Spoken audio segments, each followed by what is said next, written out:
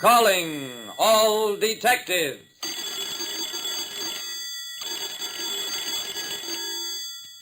When a man wanted to be kept alive for one day, I kept the bargain and then some. That is the situation on this page from my casebook. The casebook of Jerry Browning, private detective. There are times when a private detective like me, Jerry Browning, can be too discreet.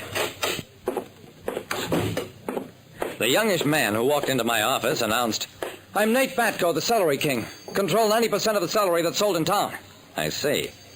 What's your trouble, Mr. Batko? The other 10%? Let's not get funny or I'll find another detective.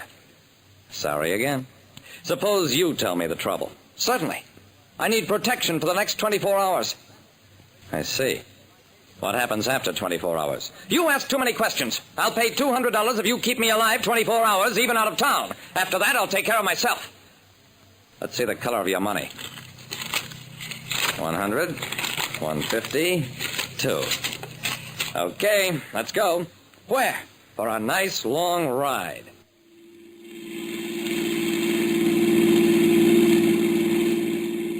I sneaked Batko out through my own personal cellar exit, got into my car, and headed out of the city. For the first few hours, I was careful to make sure I wasn't being followed.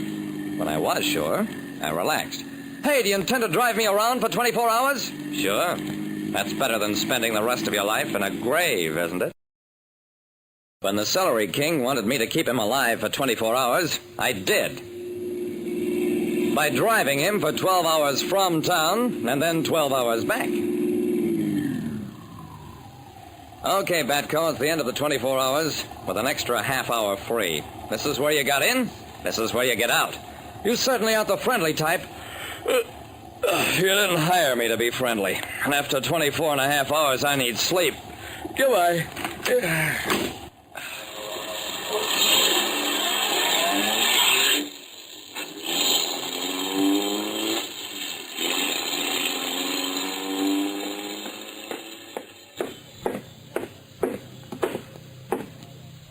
Nice celery you've got here, George. For you, Mr. Browning, 19 cents a bunch. Very nice, fresh, crisp. George, where does the stuff come from? George shrugged. Some California, Texas, Georgia, Florida, all places. Huh. I picked up a bunch. Who'd ever think one guy could get a corner on this stuff? George stared at me. Huh? Nobody got corner on celery, Mr. Browning. By any place, from anybody. All the celery you want. You want carload, maybe? It was my turn to stare. George, down in the market, did you ever hear of a man named Nate Batko? Nope. What else you need, Mr. Browning? My head examined. I hate to be the guy who calls up Mr. Fish at the aquarium or gets the chair pulled out from under him at a party. I hate to be any kind of a sucker. So, Monday morning, I made like a detective for a change. What my inquiries added up to was that there never had been any Celery King, and nobody knew any Nate Batko on the wholesale produce market.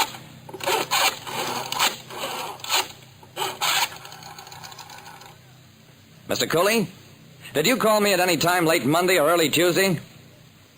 No special reason. I was just wondering. Goodbye. I called Lieutenant Dawson, Mr. Norris of the Great Valley, Hennard Schwartz, Louis, Milt Weiss, even Fire Commissioner Kavanaugh, in an effort to find out why it was worth $200 to somebody to get me out of town for 24 hours. I drew blanks all down the line. Finally, I sat down and started thinking, which is what I should have done right from the start. Celery King. Why would the man who called himself Nate Batko pick that business in preference to some other fiction? Nobody ever tells a complete lie. Even when he picks a phony name, a guy takes one resembling his own or some other name that's familiar. Celery, vegetables, apples, peaches, corn.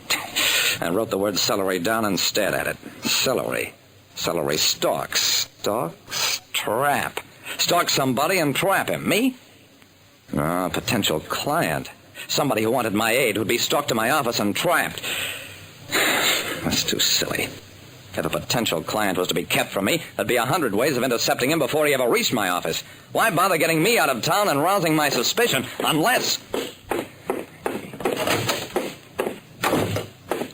At the office of the building, I made them call the cleaning woman who worked on my floor. She got downtown about an hour later. Did you clean my office Monday night? Was anybody in there? Think hard. It's very important. Yep, that was it. Somebody had been in my office after I left, impersonated me.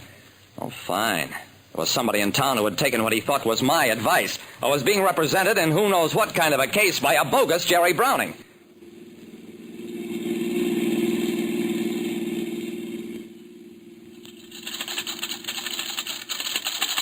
I'd like to put this ad in tomorrow morning's paper and every morning until I cancel. Yes, sir. Jerry Browning, private detective, herewith notifies all persons that he is withdrawing from practice and leaving town.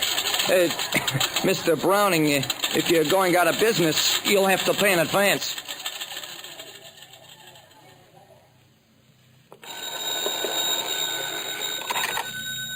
Oh, hello, Mr. Norris.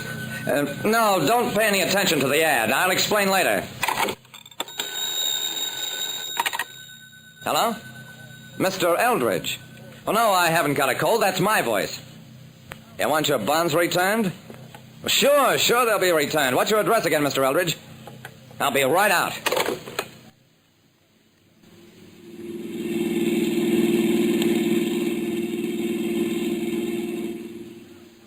You're not Jerry Browning.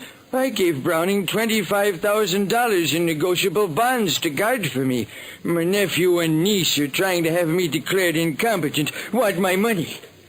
Are you Jerry Browning, or have I really lost my mind? I'm Jerry Browning, Mr. Eldridge. And there's nothing the matter with you that I won't be able to correct in a few hours with the aid of a few cops.